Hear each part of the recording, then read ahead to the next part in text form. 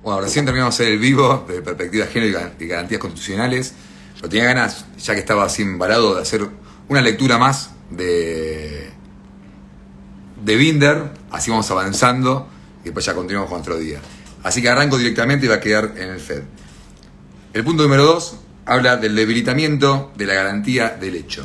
¿Sí? Estamos en el capítulo 52.2. Debilitamiento de la garantía del hecho, peligrosidad. El desconocimiento o rechazo de la garantía del hecho y su importancia central para el juicio de conocimiento es postulada de tres direcciones diferentes entre sí, pero finalmente todas tributarias de la tradición inquisitorial. La primera tiene que ver con el modo de entender el proceso penal en los cultores del positivismo criminológico, en especial la escuela italiana. Para ellos, el giro central en el derecho penal debe ser la preocupación por la persona del delincuente y la actuación sobre las causas que lo llevan a delinquir. La preocupación por castigar simplemente el hecho cometido es considerada como un fracaso del derecho penal clásico, que ha vuelto al derecho penal un juego inútil de formalidades y ha dejado indefensa a la sociedad. Ya hemos visto que estas ideas son más virulentas en Garofalo que en Ferri, quien está dispuesto a reconocer algunas de las antiguas garantías liberales.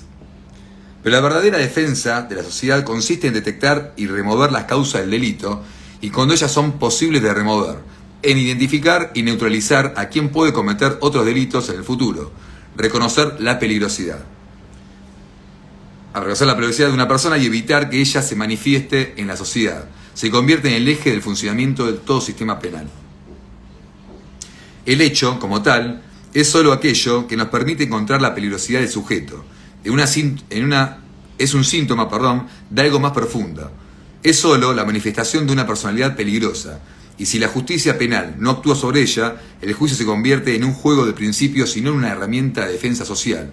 Jiménez de Azúa, en un viejo artículo en el que todavía miraba con simpatía a la peligrosidad, luego mutó su opinión. Señala que, en realidad, es con las escuelas correccionalistas donde comienza a realizarse el giro que abandona la centralidad del hecho.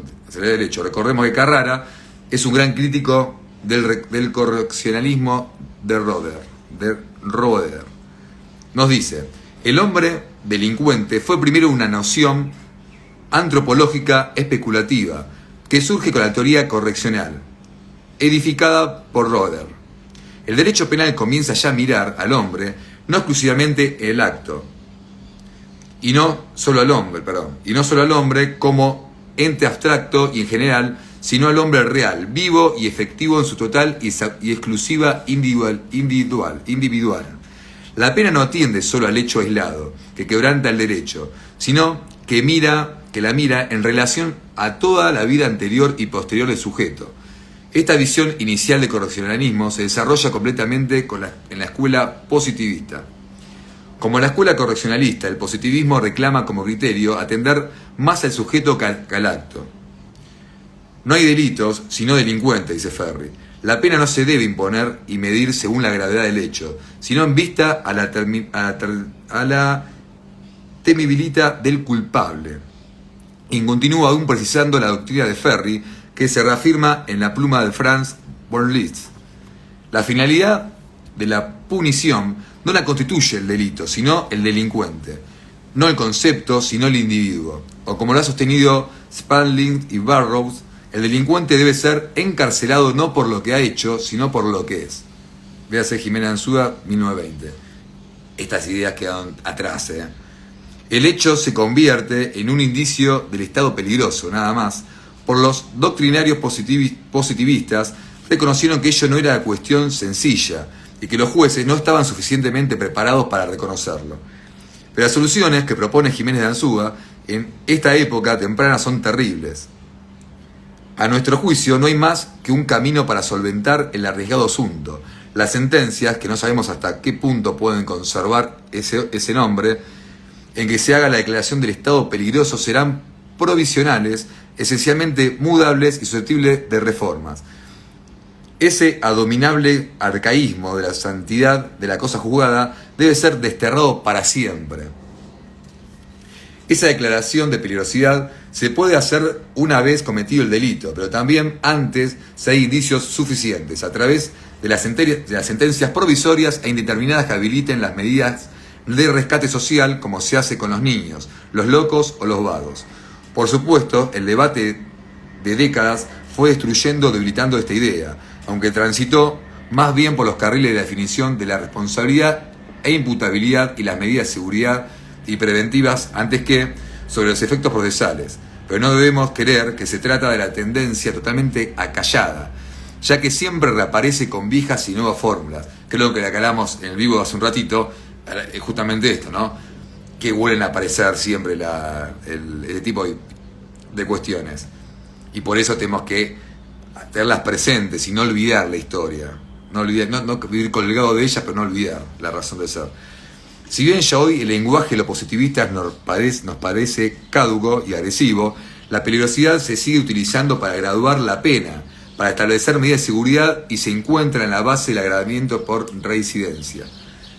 Así como hablábamos de la pena en expectativa, ¿sí? Que como cuestión de poder justificar una medida cautelosa de poder privar la libertad provisoriamente. Además, la preocupación por la neutralización del peligro a través de la justicia penal ha reaparecido en la moderna consideración de los ofensores sexuales y otros delitos donde hay bases de agresividad vinculadas a la personalidad de los autores. Punto 2. La Corte Interamericana de Derechos Humanos pudo ocuparse del tema en el caso Fermín Ramírez versus Guatemala, sentencia del 20 de junio del 2005, donde señaló con toda claridad el concepto de esta Corte, el problema que plantea la invocación de la peligrosidad solo puede ser analizado a la luz de las garantías del debido proceso. Dentro del artículo 8 de la Convención, esta invocación tiene mayor alcance y gravedad. En efecto, constituye claramente una expresión del ejercicio del ius puniendi estatal sobre la base de características personales del agente y no del hecho cometido. Es decir, sustituye el derecho penal de acto o de hecho propio del sistema penal de una sociedad democrática por el derecho penal de autor, que abre la puerta al autoritarismo precisamente en una materia en la que se hallan en juego los bienes jurídicos de mayor jerarquía. Excelente punto ese. Siempre sabemos, ¿no?, que uno de los principios del derecho penal va a ser juzgar hechos, no personas en el sentido de acto de quién es el autor, sino qué hizo en el hecho concreto. Eso para también no perseguir cuestiones políticas y ideológicas y demás, ¿no? La Corte Interamericana... se me dio vuelta la hoja, está leyendo lo mismo. En consecuencia, la introducción en el texto penal de la peligrosidad del agente como criterio para calificación típica de los hechos y la aplicación de ciertas sanciones es incompatible con el principio de legalidad criminal y por ende contrario a la Convención. En la doctrina de la Corte Interamericana de Derechos Humanos es claro que el único fundamento propio de una sociedad o democrática fundada en los derechos humanos es el juzgamiento del hecho y el acto que lo contiene, no de la persona, de lo que es la persona o lo que hará en el futuro, ya que el uso del concepto de peligrosidad es contrario al principio de legalidad y un retorno al pasado absolutamente inaceptable de la perspectiva de los derechos humanos. Imagínense, con esa excusa de poder penar la peligrosidad del actor, cuántos inventos podría haber en el poder para poder justamente encerrar a una persona por lo que hizo en su pasado o su historia o lo que podría llegar a ser. Entonces, punto 3. Nuestra Corte Suprema de Justicia, no siempre clara sobre el tema, lo trató en el caso Gramajo, fallos 329-3680 del año 2006, dedicado a determinar la constitucionalidad de la pena de reclusión indeterminada, establecida en el artículo 52 del Código Penal. La Corte abandona el precedente del caso Sosa y sostiene que la pena de reclusión indeterminada del artículo 52 del Código Penal es una clara manifestación de derecho penal de autor, sea que se la llame medida de seguridad o que se respete el digno nombre de pena, sea que se la quiera fundar en la culpabilidad o en la peligrosidad.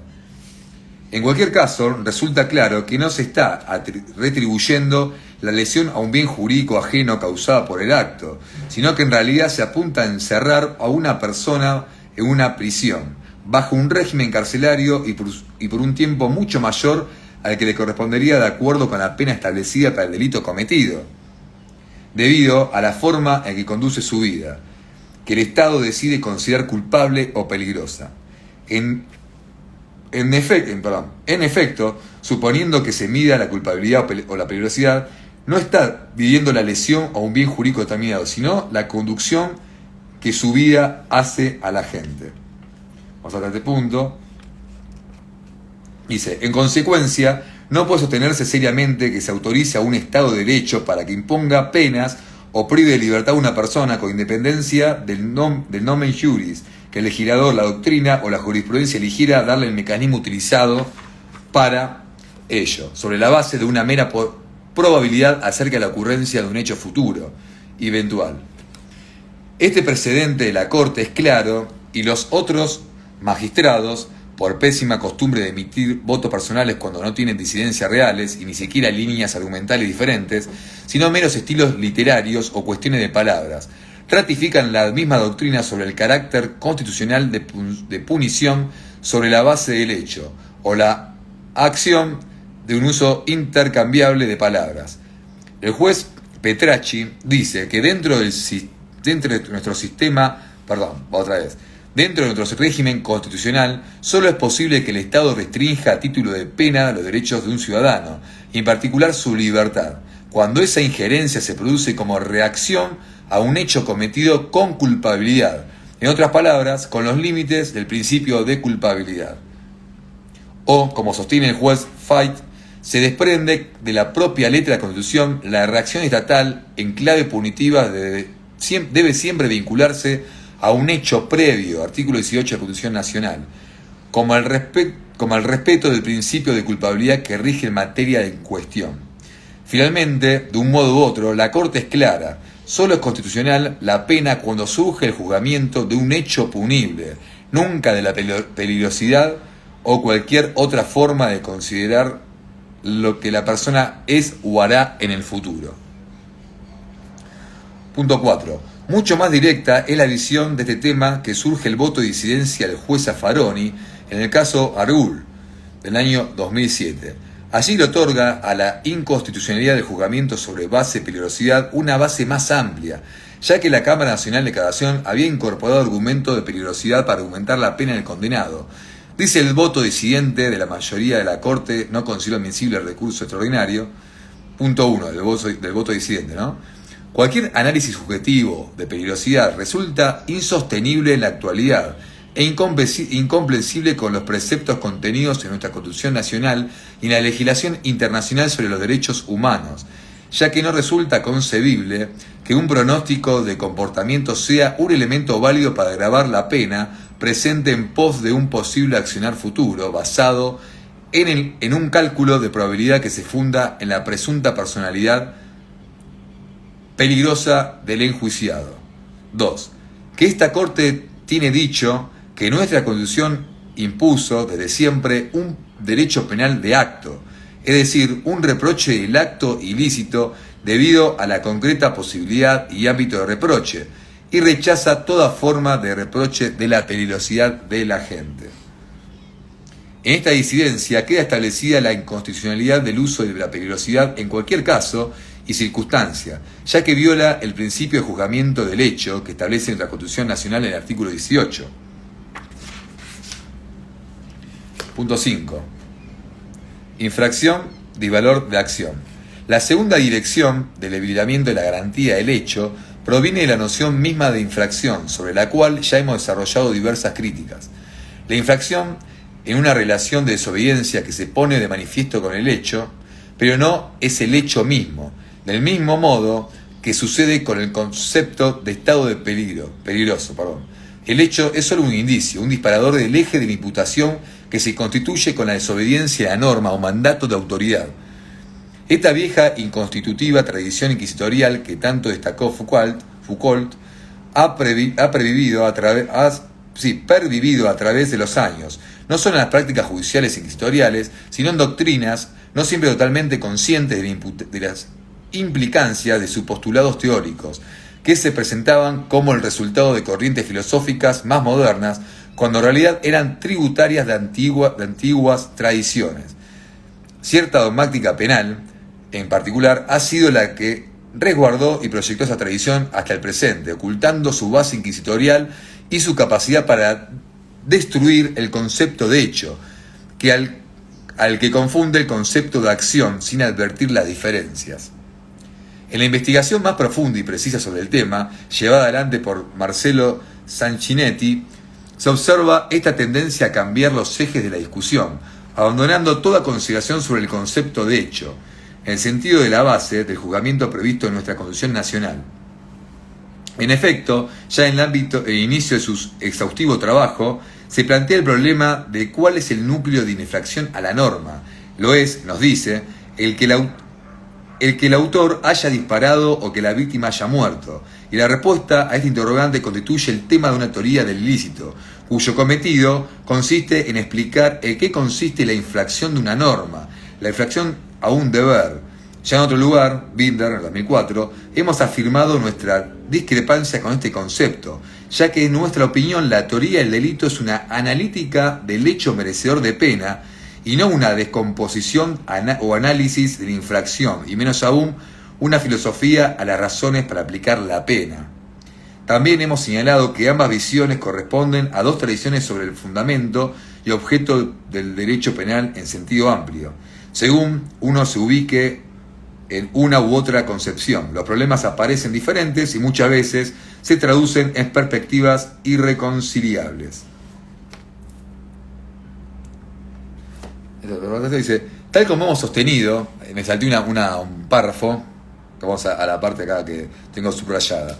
Tal como hemos sostenido, solo se puede castigar una acción, pero siempre se juzga un hecho.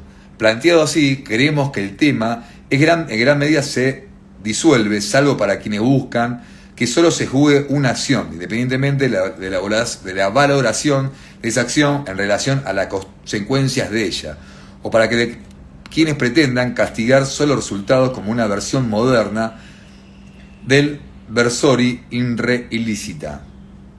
Para quienes rechazamos toda forma de responsabilidad objetiva, voy pensando otras cosas, ¿no? También esto se relaciona con el artículo 40 y 41 del Código Penal, que tiene que ver en la graduación de la escala penal, qué escala vamos a aplicar, ¿no? Que ahí podemos, yo creo que ahí esa parte se puede valorar, pero lo que tiene que dejar en claro es que en cada investigación, y justamente por eso mismo las evidencias tienen que ser sobre hechos, lo que se va a tirar es el hecho cometido. Y después, dejando de lado quién es el autor, que puede corresponder a agravante, obviamente, cuando está tipificada.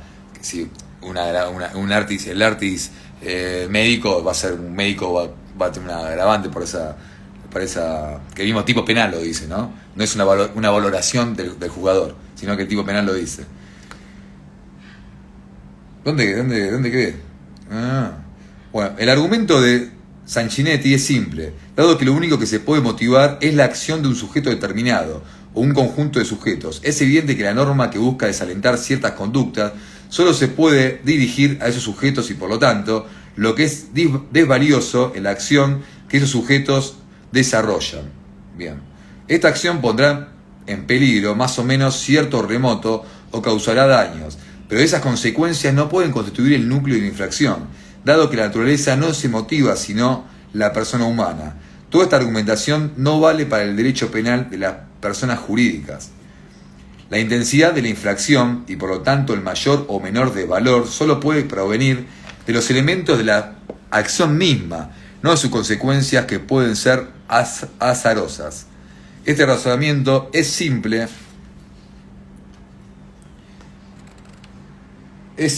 y coherente, pero parte de supuestos contrarios a nuestro derecho penal constitucional y el sistema de garantías. No, repetimos, porque el desvalor se encuentra en el resultado, sino porque el juicio no se realizará solo sobre el valor o desvalor de la acción, sino siempre y en todo caso sobre las consecuencias de la acción.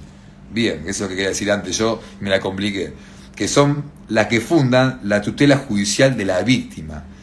La autoridad siempre podría decir, en tanto dañaste a esta víctima, me has desobedecido y a través de mis normas te he ordenado que no dañes a las otras personas. Por lo tanto, castigo tu desobediencia tu infracción. Claro que puede decirlo, y de hecho lo ha dicho durante siglos, y ello constituye el núcleo de la tradición inquisitorial, tal como nos ha enseñado Foucault.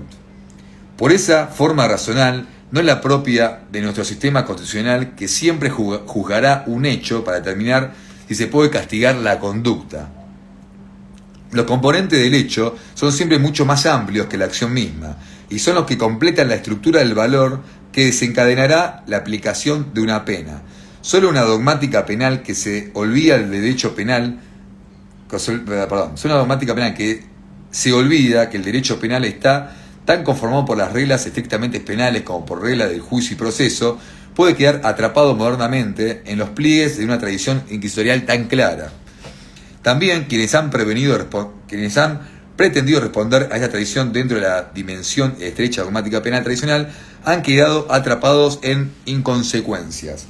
En síntesis, no es admisible el debilitamiento de la garantía del hecho realizado por las visiones subjetivistas del ilícito penal, que no son otra cosa que la vieja noción de infracción, remozada por palabras más modernas y que no responden a la estructura general de nuestro sistema de responsabilidad, respecto del cual la responsabilidad penal, en un supuesto más estricto, pero no algo distinto del sistema general de responsabilidad. 7. Construcción burocrática de la realidad. La tercera forma de debilitar el concepto de hecho proviene no ya de concepciones elaboradas como la peligrosidad o por tradiciones como la del derecho penal infraccional, sino que tiene que ver con la producción burocrática del campo mismo de la justicia penal. Como organización, la justicia penal se organiza sobre la base de prácticas que no responden totalmente a las normas jurídicas, sino a otros sistemas normativos, entre que se encuentran las que provienen de la cultura organizacional. En esta cultura de los tribunales, tan fuertemente influida por la ideología del trámite, existen formas susceptibles de tratar los hechos que implican un fuerte debilitamiento de la garantía constitucional. Qué interesante, ¿no? Esto, y que tiene que ver con lo que hablamos al vivo hace un rato. Otra vez este punto. En nuestra cultura de los tribunales, tan fuertemente influida por la ideología del trámite, existen formas superficiales de tratar los hechos que implican un fuerte debilitamiento de la garantía constitucional. Ferrajoli, al estudiar la fenomenología de la justicia penal italiana, destaca el mismo fenómeno, la resistencia a descubrir los hechos y su reemplazo por la mera indicación de la norma infringida. Este debilitamiento del hecho se produce de distintas maneras. En primer lugar, mediante la sustitución del relato del hecho por la mera descripción del expediente y sus declaraciones. Este debilitamiento del hecho se produce de distintas maneras. En primer lugar, mediante la sustitución del relato del hecho por la mera descripción del expediente y sus declaraciones. Volví a leer el mismo punto. De esta manera, lo que se exige como un relato circunstanciado, pero concreto y preciso, como un encadenamiento lógico de proposiciones fácticas, cada una de ellas verificable, se convierte en un informe administrativo de lo que contiene el expediente. Bueno, esto es re interesante. Esto tiene que ver con las pruebas, ¿no?, que vayamos ingresando en el juicio, en el debate, o que el acusador quiere ingresar cuando está por la parte por la defensa. Tienen que ser hechos que vayan correlacionando entre sí, ¿no? No solamente la versión de un testigo, sino tiene que estar acompañando otras pruebas. Yo siempre digo que se retroalimentan, las pruebas tienen que estar como todas conectadas entre sí.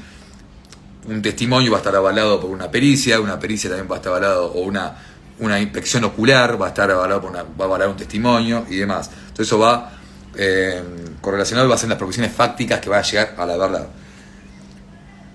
Tras esta práctica tan usual se esconde una vieja necesidad de realizar la síntesis del sumario, propia de la conclusión de la causa escrita e inquisitorial.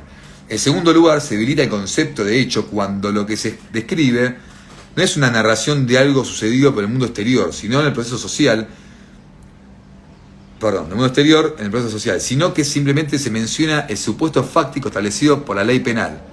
Un ejemplo, acá dice: Juan sustrajo una cosa, por ejemplo. Ello no constituye una narración de un hecho, sino la mención del antecedente normativo para la aplicación de una pena.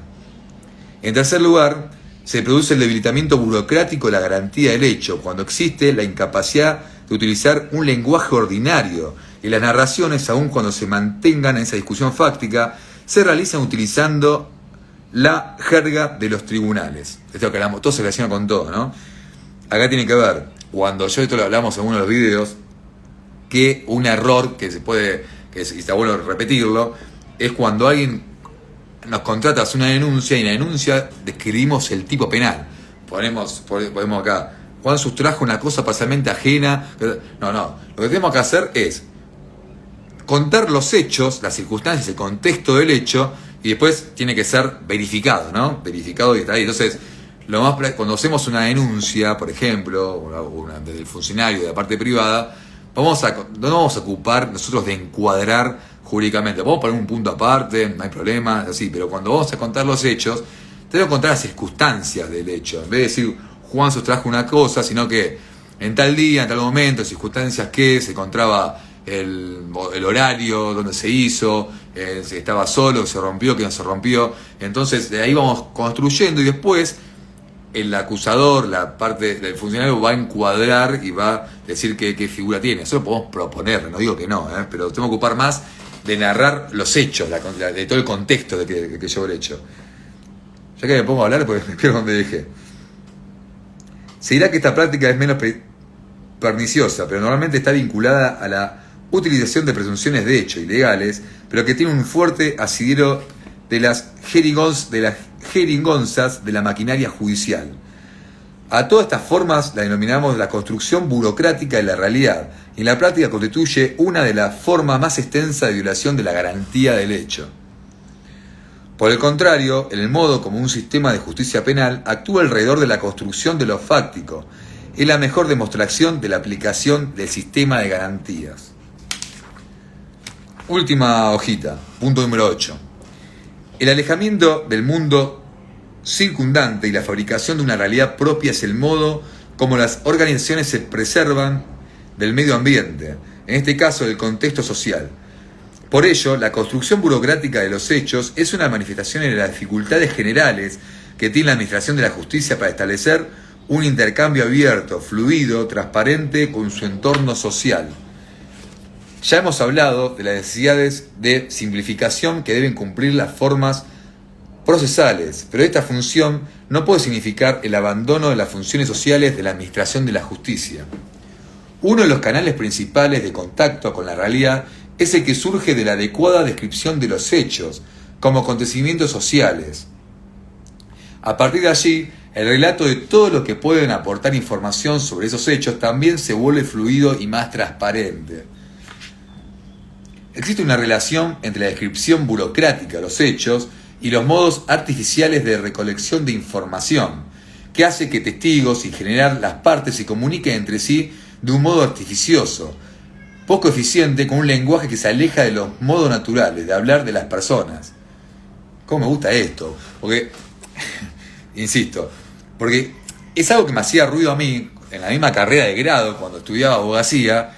Es algo que yo lo pensaba y me chocaba muchas veces cuando leía o estudiaba para un examen, tenía esos pensamientos, pero quizás no lo exteriorizaba porque digo, bueno, esto debe ser, como decía, tanto agregué, a veces está bueno estudiarlo por el grado, pero en la práctica eso nos aleja de lo real, ¿no? Eso es algo incierto, y ahora que lo dice un tratadista como Binder, avala y nos da tranquilidad. Dice, pero tras este tema de comunicación patológica se esconden formas autoritarias y jerárquicas de actuación, que nada tienen que ver con la tradición republicana de la justicia penal y cumplimiento de sus finalidades constitucionales. Se vuelve a veces ridículo cómo las partes tratan de que los testigos hablen de un modo admisible para la comprensión burocrática, gesticulen o no, según lo admisible, o se lo hacen preguntas que ninguna persona corriente puede entender, o se pretende que contesten sobre cuestiones incomprensibles para el sentido común. Ya termino. Termino de leer y ello se nota de un modo muy claro en la producción de los textos escritos que luego son imitados en la palabra hablada. La forma como se relatan los hechos en acusaciones y sentencias, la puntuación, cómo se tratan las actas, la extensión, que es siempre una apuesta a que nada se lea. los tiempos verbales mal usados, la síntesis barroca, en fin, un mundo de palabras antiguas y vacías al servicio de la construcción burocrática de la verdad. Terminó este punto, después sigue el punto 3. Miren como tengo los libros subrayados. Algunos me matan con esto, pero bueno. Que es Carrara y el principio de historialidad. Después vamos a leer. Quiero comentar con algo de esto último. Me pasó una audiencia testimonial que yo estoy por la parte imputada de un delito de estafa, donde la teoría del caso va con que la realidad va empleado un lugar y tiene que ver con una suerte de armado de despido y una denuncia que para poder justificar el despido, ¿no? En simples palabras, está ahí. En la audiencia testimonial, que digamos, todos los testigos que llevó la parte de la partícula de damnificado, ningún testigo pudo evidenciar nada, al contrario, fueron testigos que estuvieron más, que parecían ofrecidos por nosotros. Y por eso hasta se han suspendido, hay una lista de testigos que digo a la fiscalía, digo, por favor, ¿cuál es la utilidad y pertinencia? Están todos diciendo lo mismo y ninguno está describiendo el tipo penal, un hecho, digamos, está subsumiendo la conducta de mi representada con lo que se está exponiendo. Y esto me hizo acordar algo. ¿Qué pasó? La contraparte, la letrada, trataba mal a los testigos. Yo no podía creer lo que estaba pasando, que los testigos ofrecidos por ella hacía preguntas muy técnicas, y a ver, y el que iba a testiguar era una persona normal, común, no digo común porque por su grado de intelectualidad, no, digamos, de trabajo, normal, y no entendía, y se ponía nervioso. Entonces, digo, ¿y qué pasó? En esa situación me queda, yo lo traté de tratar de otra forma, y la respuesta que fue dando eran respuestas que parecían testigos ofrecidos por mí, y cuando respondía, el testigo buscaba mi mirada, buscaba como mi aprobación, por decir una forma, como que descansaba en lo que decía. Y tiene que ver con eso, ¿no? Que a veces a ver, no digo que nadie sea mejor, no, puede pasar que me pueda equivocar y que me equivoque, obviamente, pero a lo que voy que a veces nos creemos mejores letrados porque usamos palabras que no existen ni en el diccionario muchas veces, y estamos habilitados a poder inventar palabras. Entonces, que tiene que ver con eso, que el tecnicismo va a alejar a la búsqueda de la teoría del caso. Que una cosa es cuando si tenemos un debate técnico y demás, ahí lo podemos ya entender, pero después tratemos de desterrar esas prácticas, ¿no? Y tratar de humanizar, y más aún cuando estamos llevando una evidencia, un testigo, un perito. A ver, distinto es una testimonial de un perito de la materia que sea. Bueno, va a haber preguntas con cierta tecnicismo, ¿no? De cómo llegó a tal conclusión, qué métodos utilizó, cómo fue ingresada esa información. Ahí sí es entendible, pero no para transmitir el mensaje tanto a la denunciante, a la víctima, a un imputado, a los testigos y demás. Así que bueno, me encantó esta última parte poder compartirla porque tiene que ver con eso, ¿no? De que capaz que en la facultad nos pueda sumar, en los posgrados también, usar ciertas terminologías y palabras, pero tratemos de cuando estamos litigando y queremos buscar un propósito de conectar con eso, ¿no? Con esa parte. Así bueno, eso es todo por hoy. Hoy ya me mandé 2 vivos de corrido, ahora sí, espero que sume y vamos a ir avanzando con la lectura, que esta parte del tomo 5 se pone re interesante y que vamos a llevar elementos que sirven para la práctica. Así bueno, que tengan buen sábado, adiós, sí lo compartimos,